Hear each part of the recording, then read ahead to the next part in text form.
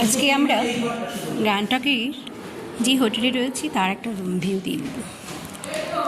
খুব সুন্দর রুমটা, সুন্দর একটা লাইট রয়েছে আর খুব সুন্দর একটা বেড রয়েছে, ডবল বেড রয়েছে যেটা আমাদের জন্য খুবই দরকার।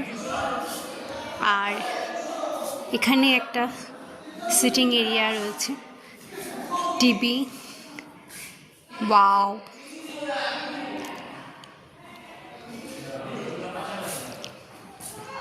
এখানে একটা ওয়ার্ড্রব রয়েছে আর রয়েছে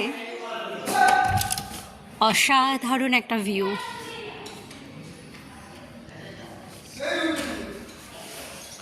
খুবই সুন্দর ঘরটা।